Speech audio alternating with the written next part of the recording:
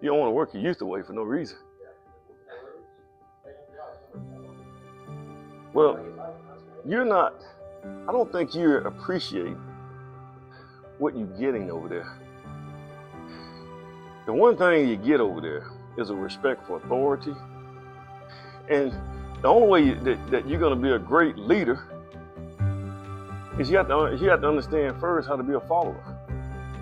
If you don't know how to follow, there's no need for you to lead one day, because you got to have an understanding of what the people, when you're leading, you have to have an understanding of what the people who are following you are experiencing.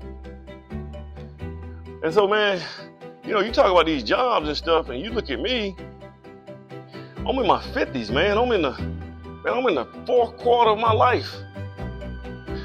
And I'm just not getting to the point to where I can do things and run my own business and kind of do my thing and do the entrepreneurship thing. But it took me years to get there. It took me years of working for people. Look at all the jobs I had. Worked as a teacher. I worked as a building official. I've been in the Navy, worked at restaurants. The jobs that you're talking about, man, I've probably done that tenfold.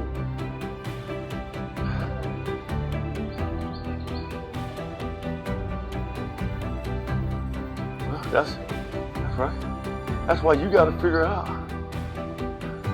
That's why you got to figure this thing out right now. You can't make mistakes. You got to learn from my mistakes. But you can't just jump out here right now, man. You're 24 years old. You jump out here now. You can jump out here and start your business right now, man. But you got to have the right mind frame to be a business owner. It's harder to be a business owner than it is to have a good, high-paying job.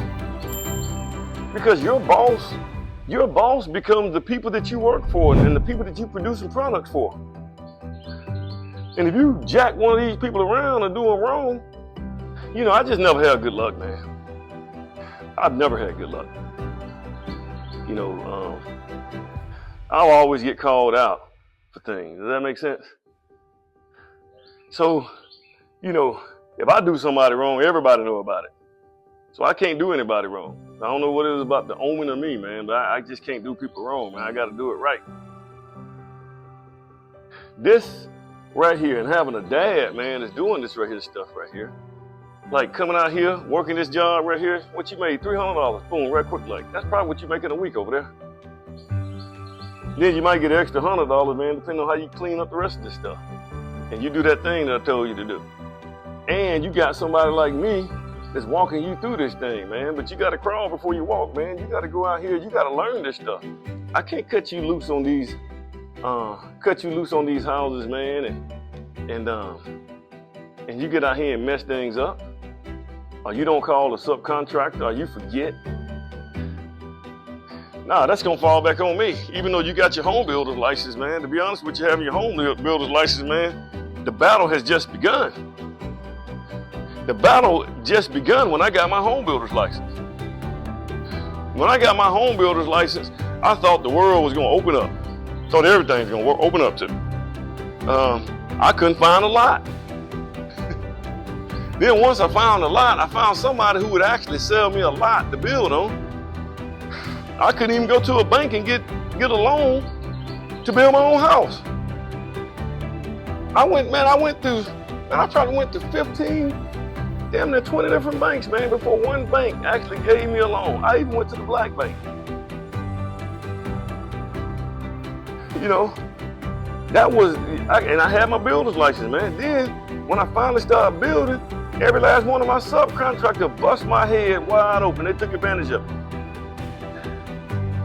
And I was out here floating around by myself. Now, then the Home Builders Association helped me out because I knew some builders in the Home Builders Association that actually embraced me and helped me learn this stuff, man. But even still, man, that took years. I even, 4 years over at Alabaster becoming the building official. 3-4 years working for a production builder. Several years working on my own, messing up, screwing up, messing up my credit, getting knocked out the game, getting back in the game. It's not easy, man. And now, the polished version, And I'm not even polished, man. You know, people like those guys over at Signature Home and stuff, and Harrison Doyle and the way they run things, those guys are polished. They got a system that they don't necessarily even have to show up there and things get done.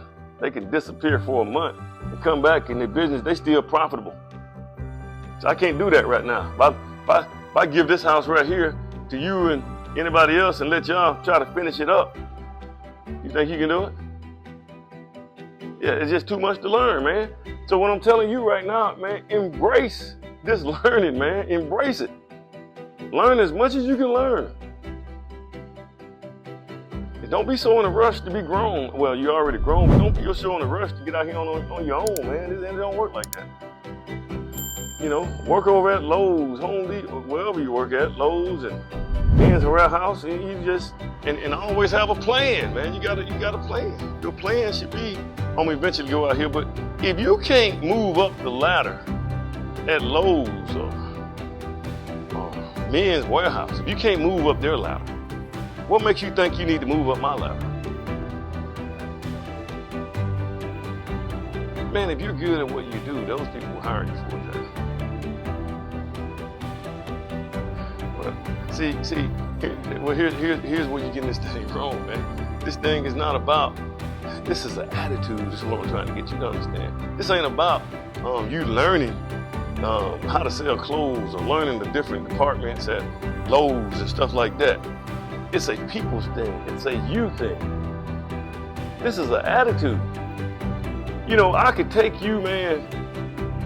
You can take a person with the right attitude and put them in any environment. They're going to excel. They're going to pass everybody. I don't give a damn. I don't give a damn if they like it or not.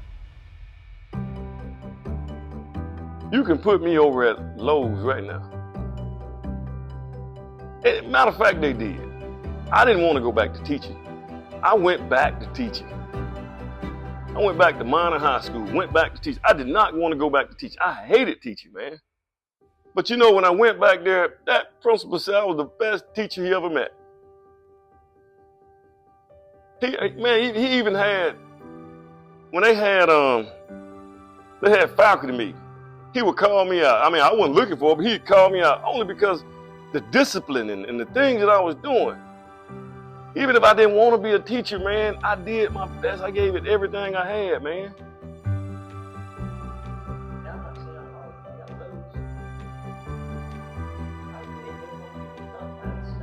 Yeah.